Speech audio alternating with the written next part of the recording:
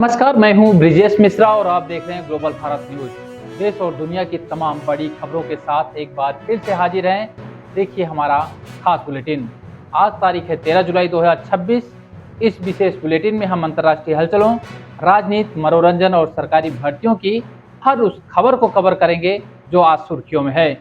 युवाओं के लिए रेलवे और बैंकिंग क्षेत्र में आई 15,000 से अधिक पदों की बम्पर नौकरियों की जानकारी भी इसमें शामिल है। अंत तक जरूर हमारे साथ बने रहिए, क्योंकि आज हम आपसे एक जरूरी सवाल भी पूछेंगे। चलिए शुरू करते हैं आज की पहली बड़ी खबर। हॉर्मुज़ जल मध्य में मालवाहक जहाज पर हमला हुआ है, जिसकी वजह से भारतीय नाविकों की जान जोखिम में है। बता दें कि ओमान के तट पर स्थित हॉर्मुज़ जल मध्य में GFS गैलेक्सी मालवाहक जहाज पर ईरानी सेना ने हमला कर दिया। हमले में जहाज का इंजन रूम बुरी तरह जल गया, जिसके बाद 11 भारतीय नाविकों को अपनी जान बचाने के लिए समुद्र में उतरना पड़ा। ओमान प्रशासन और ब्रिटिश राहत एजेंसियों की तत्परता से 10 नाविकों को सुरक्षित निकाल लिया गया, लेकिन एक भारतीय नाविक अभी भी लापता है। मस्कट स्थित भारतीय दूतावास लगातार रेस्क्यू ऑपरेशन की मॉनिटरिंग कर रहा है। भारत सरकार ने इस हमले को लेकर कड़ी नाराजगी जताई है और इसे अमेरिका ईरान के बीच बढ़ते सैन्य तनाव का सीधा परिणाम करार दिया। वहीं बात करेंगे अगली बड़ी खबर की। संसद का मानसून सत्र 130वें संविधान संशोधन पर छिड़ेगी रार। बता दें कि संसद का आगामी मानसून सत्र 20 जुलाई से शुरू होकर 13 अगस्त तक चलेगा, जिसे राष्ट्रपति ने आज मंजूरी दे दी। इस सत्र में सरकार और विपक्ष के बीच जोरदार टकराव तय माना जा रहा है। मुख्य आकर्षण 130वां संविधान संशोधन विधेयक है, जिसके तहत गंभीर अपराधों में 30 दिन की न्यायिक हिरासत वाले मंत्रियों को पद छोड़ना होगा। विपक्ष ने नीट यूजी पेपर लीक और ऑपरेशन सिंदूर जैसे संवेदनशील मुद्दों को लेकर सरकार को घेरने की पूरी रणनीति बना ली है। 19 जुलाई को होने वाले सर्वदलीय बैठक इस बात का संकेत है कि सत्र के दौरान भारी हंगामा होने वाला है। खबरों में आगे बढ़ेंगे, बात करेंगे यूपी की खबर की, जहां एक पेड़ मां के नाम। योगी आदित्यनाथ का 35 करोड़ पौधों का महायज्ञ। बता दें पर्यावरण को नई संजीवनी देने के उद्देश्य से मुख्यमंत्री योगी आदित्यनाथ ने आज गोरखपुर से एक पेड़ मां के नाम अभियान का शुभारंभ किया। इसके जरिए पूरे उत्तर प्रदेश में 35 करोड़ पौधे लगाने की महत्वाकांक्षी लक्ष्य रखा गया। मुख्यमंत्री ने इसे पौधारोपण महायज्ञ की संज्ञा दी और प्रदेश के प्रत्येक नागरिकों से अपनी मां के सम्मान में कम से कम एक पौधा लगाने की अपील की है। यह पहल न केवल प्रदेश को हरा भरा बनाएगी, बल्कि भविष्य की पीढ़ियों के लिए एक सुरक्षित और शुद्ध पर्यावरण सुनिश्चित करने का साहसिक कदम है। वहीं बात करेंगे यूपी के प्रतापगढ़ की खबर की, जहां राम मंदिर को लेकर कैबिनेट मंत्री मनोज पांडे ने बड़ा बयान दिया है। बता दें प्रतापगढ़ पहुंचे कैबिनेट मंत्री मनोज पांडे ने विपक्षी नेताओं पर बेहद तीखा और विवादित हमला बोला। उन्होंने विपक्ष को रामायण के पात्र मारीच की संज्ञा देते हुए कहा कि लोग केवल भ्रम फैलाकर जनता को विकास के मुद्दों से भटकाने का काम कर रहे हैं। मंत्री के इस बयान के बाद जिले की सियासत में भूचाल आ गया, जहां उनके समर्थक इसे आक्रामक राजनीति करार दे रहे हैं, तो वहीं विपक्षी खेमा इस बयान को मर्यादा के विरुद्ध बताते हुए विरोध की तैयारी में जुट गया है। बात करेंगे अगली बड़ी खबर की लखनऊ से, जहां मायावती का बड़ा प्रहार देखने को मिला है। क्या चंद्रशेखर आजाद उनके निशाने पर हैं? जी हां, बसपा प्रमुख मायावती ने आज एक बार फिर अपनी राजनीतिक सक्रियता का परिचय देते हुए विपक्षी दलों को आड़े हाथों लिया। उन्होंने नाम लिए बिना आजाद समाज पार्टी के मुखिया चंद्रशेखर आजाद पर तीखा हमला बोला। मायावती ने कहा कुछ स्वार्थी नेता अपने व्यक्तिगत राजनीतिक महत्वाकांक्षी को साधने के लिए दलित समाज को मोहरा बना रहे हैं। उन्होंने दलितों से अपील किया कि वह ऐसे भ्रामक आंदोलनों और प्रदर्शन के चक्कर में न पड़ें, जो केवल अपनी दुकान चलाने के लिए की जा रहे हैं। मायावती के इस बयान से दलित राजनीति के समीकरण एक बार फिर से बदलते हुए दिखाई दे रहे हैं। अगली बड़ी खबर की बात करेंगे शिक्षक भर्ती परीक्षा 2018 68,500 परिणाम संशोधन की सिफारिश। जी हाँ, उत्तर प्रदेश में वर्षों से लंबित 68,500 सहायक शिक्षक भर्ती परीक्षा मामले में एक बहुत बड़ी राहत भरी खबर सामने आई है। राज्य पिछड़ा वर्ग आयोग ने इसे पूरी परीक्षा के परिणामों को फिर से बदलने और व्यापक संशोधन करने की सिफारिश की है। आयोग का मानना है कि भर्ती प्रक्रिया में पारदर्शिता का अभाव रहा था। यह सिफारिश अब राज्य सरकार के पाले में है। यदि सरकार आयोग की इन सिफारिश को मान लेती है तो उन हजारों अभ्यर्थियों के लिए न्याय का द्वार खुल जाएगा, जो लंबे समय से अपने अधिकारियों के लिए दर दर की ठोकरें खा रहे थे। अगली बड़ी खबर की बात करेंगे लखनऊ अग्निकांड की, जहां प्रशासन का सीलिंग वाला चाबुक चला है। जी हां, लखनऊ में हाल ही में हुए दर्दनाक अग्निकांड ने पूरे सिस्टम को हिलाकर रख दिया है। प्रशासन अब सुरक्षा मानकों को लेकर जीरो टॉलरेंस की नीति अपना रहा है।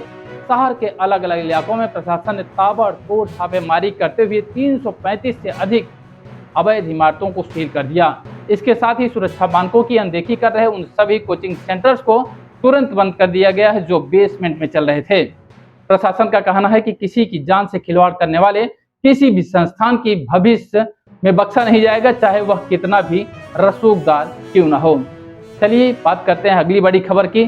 सरकारी नौकरियों का महाअवसर है, 15,000 पदों पर बम्पर भर्ती निकली है। जी हां, जुलाई के सप्ताह नौकरी की तलाश कर रहे युवाओं के लिए बेहद सुनहरा अवसर लेकर आया है। भारतीय रेलवे में 6,557 तकनीशियन, बैंकिंग सेक्टर में IBPS के माध्यम से 6,715 पदों सहित कुल 15,000 से अधिक सरकारी भर्तियां घोषित की गई।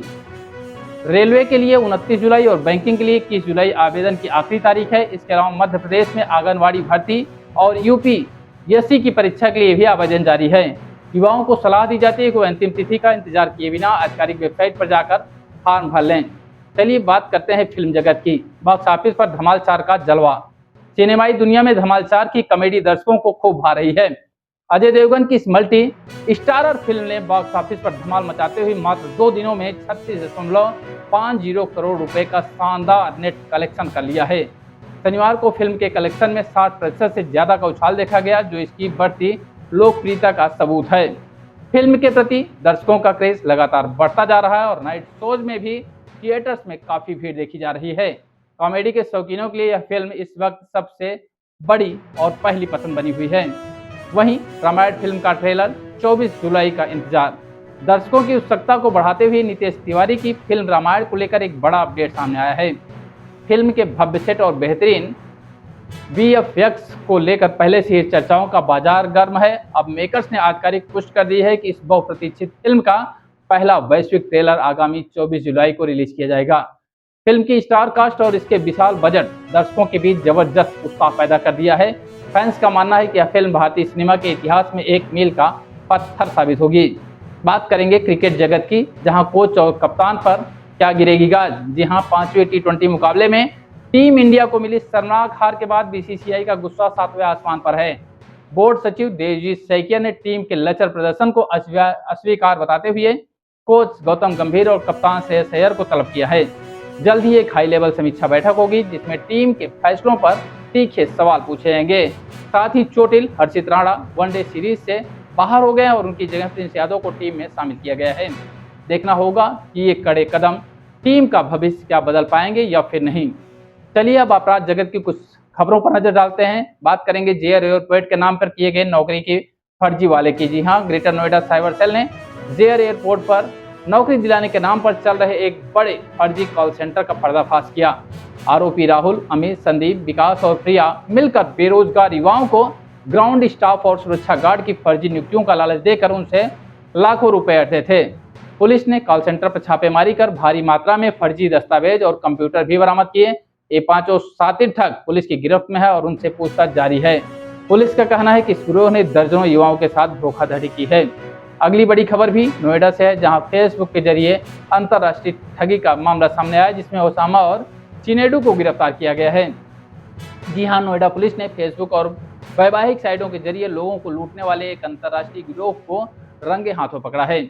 इस गिरोह के मुख्य आरोपी नाइजीरिया मूल के रहने वाले ओसामा और चिनेट खुद को कस्टमर अधिकारी बताते थे। वह लोगों को महंगी लॉटरी जीतने या विदेश से महंगे पार्सल आने का झांसा देकर लाखों रुपए वसूल किया करते थे। पुलिस ने इनके पूरे नेटवर्क को खंगालना शुरू कर दिया। यह गिरोह बड़े सातराना अंदाज में लोगों के विश्वास को जीता था और फिर उन्हें अपनी ठगी का शिकार बनाता था। अगली बड़ी खबर की बात करेंगे मेरठ से, जहां साइबर ठगों की कमर टूटी, 2.5 करोड़ की संपत्ति को किया गया कुर्क। जी हां, मेरठ पुलिस ने साइबर अपराध के जरिए अकूत संपत्ति जुटाने वाले कुख्यात गैंग पर अब तक की सबसे बड़ी कार्रवाई की है।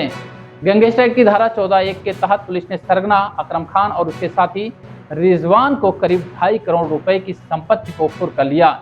इसमें आलीशान मकान और जमीन के भूखंड शामिल हैं। पुलिस की एक सख्त कार्रवाई ने पूरे इलाके के साइबर अपराधियों में खलबली मचा दी। अधिकारियों का साफ कहना है कि अपराध से बनाई गई एक एक पाई को जब्त कर लिया जाएगा। बात करेंगे मध्य प्रदेश में मुख्यमंत्री मोहन यादव के तोहफे का।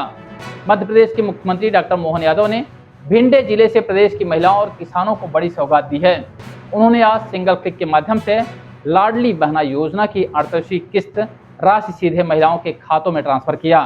साथ ही किसान कल्याण योजना की राशि भी किसानों के खातों में पहुंचाई गई।